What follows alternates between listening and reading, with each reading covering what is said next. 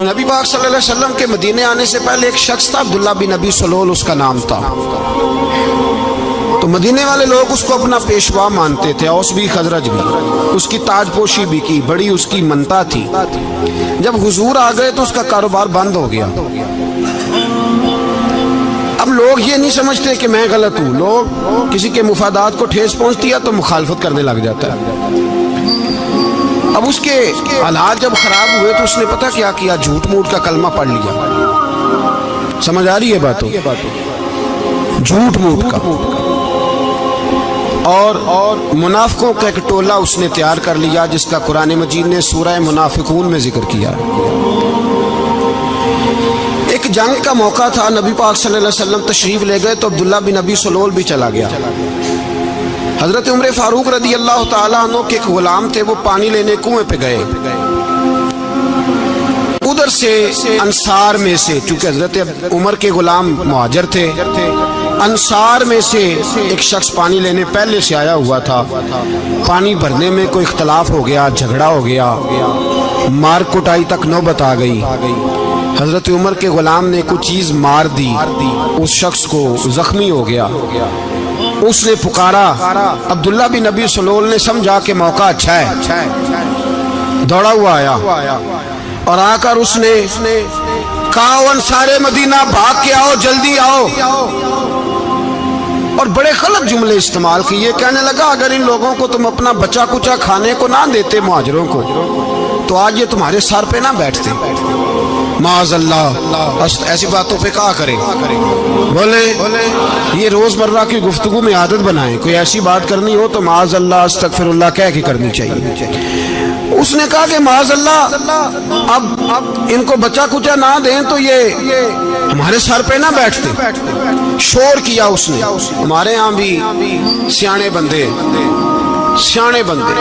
پنچایت کے لوگ، وہ کہتے ہیں تو اس برادری کے بچے سے ہی مار کھا ہے، پتہ ہی نہیں چلا، جا اسے مار کے آ، سر پھاڑا، یہ کہا پھوڑ دے اس کا سر، اور دیکھ میں دیکھ لوں گا بعد میں جو ہوگا۔ یہ عقل مند لوگوں کے مشورے نہیں، یہ جاہل لوگوں کے مشورے۔ ناراض نہ ہونا، پر یہ نبی پاک صلی اللہ علیہ وسلم نے فرمایا ہے، حضور کا فرمان ہے۔ یہ کن لوگوں کا کام ہے؟ بول کے بتائیں، بول کے۔ پڑھے لکھے سیانے بندے اس طرح کے مشورے یہ بالکل نہیں دیتے، جاہلوں کا کام۔ پکارا، مہاجر سارے اکٹھے ہو گئے، انصار سارے آ گئے، اور جب انصار آئے تو مہاجرین کو بھی پکارا، مہاجر بھی آ گئے۔ اب وہ گتھم گتھا ہونے لگے تو کسی نے جا کے محبوب پاک کے کان میں کہا، یا رسول اللہ، وہاں تو مہاجر انصار لڑنے لگے۔ وہ پرانی لڑائیاں پھر سے جاگ گئی ہیں۔ نبی پاک تشریف لائے، حضور نے وہاں لفظ بیان کیے، فرمایا یہ تم نے کیا جاہلوں جیسا کام شروع کیا ہوا ہے؟ یہ کون سا کام ہے؟ اللہ کرے ہم سب اس کام سے باز آ جائے، آمین تو کہنا۔ اس برادری دے منڈے کوئی مار کھائے، برادری کیا ہوتی ہے؟ برادری تو تعارف کے لیے، اونچ نیچ کہاں سے آ گئی؟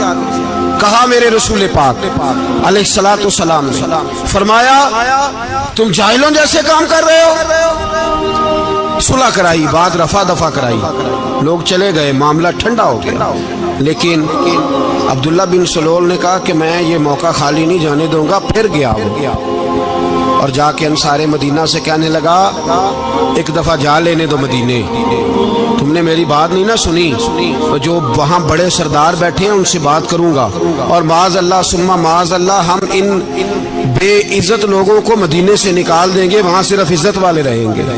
یہ غلط جملے اس نے ادا کیے جس کو قرآن پاک نے سورہ منافقون میں بیان فرمایا ہے۔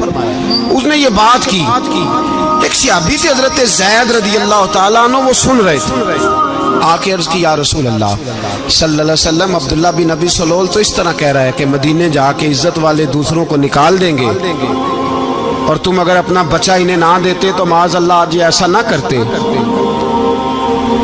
حضرت عمر نے بھی سن لیا، حضرت عمر نے بات سن لی، تلوار نکالی اور دوڑے۔ حضور نے بازو پکڑا، فرمایا کدھر جا رہے ہو؟ کہ یا رسول اللہ اگر آج سزا نہ دی تو کل اور بات بھی کرے گا، اور اگر آج ایک قتل ہو گیا تو باقی سیانے بن جائیں گے، یا رسول اللہ مجھے چھوڑے میں ماروں گا۔ حضور نے فرمایا عمر چپ کر، وہ جھوٹ موٹ کا کلمہ پڑھتا ہے، لوگ کہیں گے کہ محمد ابن عبداللہ نے اپنے ساتھی مارنے شروع کر دیے، چپ کر، حوصلہ کر، صبر کر، دلیری کر۔ حضرت عمر کہتے ہیں میری حضور کے کہنے پر میں ٹھہر تو گیا، پر وہ میرے اندر جو آگ لگی ہوئی تھی ٹھنڈی نہیں ہو رہی تھی۔ کہتے ہیں میں چپ تو کر گیا۔ نبی پاک علیہ السلام نے پوچھا عبداللہ بن نبی سلول سے تو نے یہ کہا ہے؟ کہنے لگا حاشا وک اللہ میں نے بات ہی نہیں کی۔ ہاں اب لوگ کہنے لگے کہ زید تو نوجوان ہے تو یہ بوڑھا آدمی ہے، چلو صحیح کہتا ہوگا۔ حضور بھی خاموش ہو گئے۔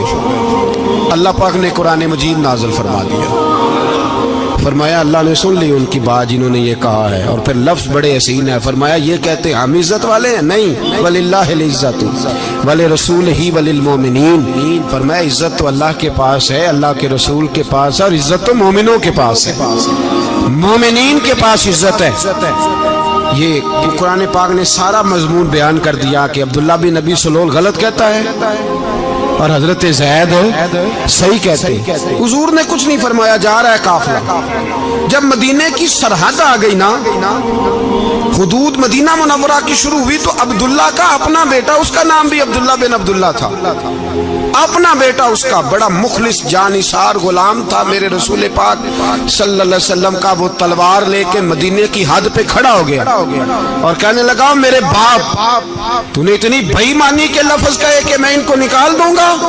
کہے اپنی زبان سے کہ میں ذلت والا ہوں، رسول پاک کو اللہ نے بڑی عزت عطا فرمائی، کہے ورنہ میں تیری گردن کاٹ دوں گا۔ بول کہے حضور بھی عزت والے اور نبی پاک کے غلام بھی عزت، کہے اپنی زبان سے کہے میرے رب کا یہ فرمان ہے وَرَفَعْنَا لَكَ ذِكْرَكَ، ابھی میں خود تیرے لیے تیری شانوں کو بلند فرما دوں گا۔ تو کہا تو دشمن ہو کے کہنے لگا میرے بیٹے مجھے معاف کر دے، مصطفیٰ تو بڑی عزتوں والے ہیں، ان کے غلام شانوں والے۔ جب بیٹا تلوار لے کے سامنے کھڑا ہوا، شہرت ہوئی، اب نبی پاک نے حضرت عمر کی طرف دیکھا، کہا عمر تیری بات صحیح تھی، اب جو ہوا یہ زیادہ صحیح تھا، وہ میں نے تجھے کہا حوصلہ کر، تدبر کر، وقت کا انتظار کر، یہ صحیح ہوا کہ وہ صحیح تھا۔ تو حضرت عمر فاروق کہنے لگے یا رسول اللہ میں گواہی دیتا ہوں آپ واقعی اللہ کے سچے رسول ہیں صلی اللہ علیہ۔ اتنی اچھی رائے، وقت فیصلہ کرتا ہے، تدبر سے چلے، دانائی سے چلے، علم پیدا کرے، بردباری۔ ہمیں کئی دفعہ سجدہ صاف کرنا پڑتا ہے، ہم جو کہتے ہیں بات اس کے الٹ نکل آتی ہے۔ ہم کسی شخص کے بارے میں کچھ تبصرہ کر بیٹھتے ہیں، کچھ عرصے کے بعد ہمیں پتہ چلتا ہے کہ وہ تو ایسا تھا ہی نہیں، ہم نے غلط بات کر دی۔ ہم بغیر تحقیق کے، بغیر تفتیش کے، حوصلہ نہ ہونے کی وجہ سے، صبر نہ ہونے کی وجہ سے ہم بہت سارے کام کر گزرتے ہیں، پھر ہمیں نقصان ہوتا ہے۔ اپنی زندگی میں علم نہ چھوڑیں۔